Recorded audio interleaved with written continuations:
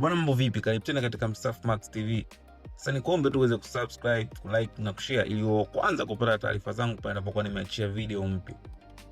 Sasa mimi niseme tu kwenye hii channel leo nafanyaga vitu vingi sana. Sasa nikuombe tu ukisubscribe utakuwa unapata madini yote tunayokuwa tunayaachia. Sasa mimi leo nimekuja na VPN bwana, yenyewe ina speed na kasi sana. Kwa wale ambao mtakaonielewa na mtaweza kuset na kutumia, mtaamini kwamba ninachokisema kwamba VPN ina speed na ina kasi sana.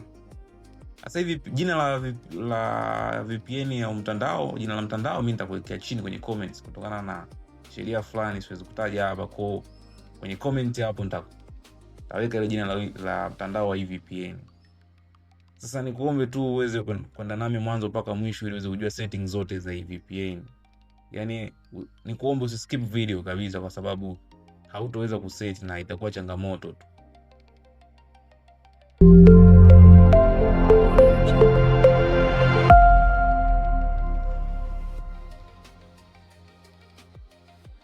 Sasa mfano hapo hiyo ni VPN ambayo tayari nimesha connect. Unaona kabisa kwamba hapo nime connect. So hata ukiangalia huko kwenye log unaona nime connect. So unaona hapo VPN tayari nimesha connect. Sasa mfano labda niingie wapi? Labda YouTube tuangalie speed yake ikoje. YouTube hapo labda nifungue hii video hapo. Sasa unaona kabisa kwamba iko sharp, yani unaona kabisa hata kuzunguka ni. So unaona kama hivyo, yani kwamba iko vizuri kwenye swala speed. So inafungua video za YouTube, kwa unaweza kaingia YouTube au Facebook. So ni VPN fulani ambayo iko vizuri. So na file lake lipo, ni hii VPN ina file. So file lenyewe nitakuwekea hapo chini kwenye comments. Maana yake lazima import file. So file lake na lenyewe nitakuwekea chini kwenye comment. Kama unavyoona hapo YouTube inafungua tu vizuri. Sababu hata ukiangalia pale juu unaona tayari nimesha connect hiyo VPN. Kwa kutumia VPN hii itapunguza gharama za kununua data na nini. Kwa unaona kabisa kwamba iko vizuri.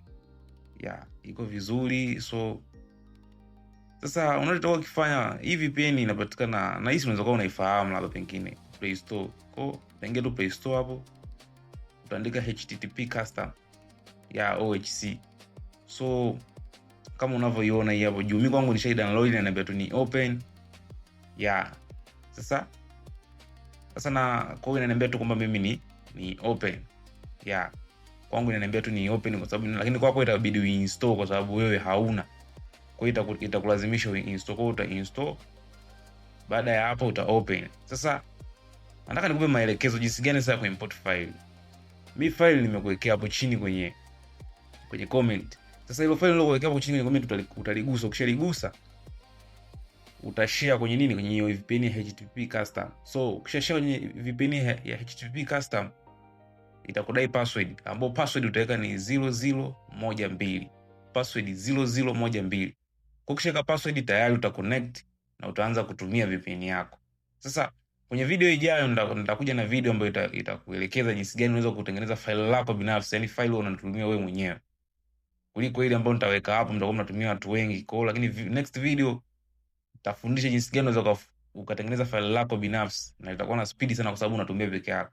Sasa mimi nikuombe tu uweze kusubscribe, kulike na kushare, na hivi ndivyo ambavyo sisi waga tunafanya kila siku.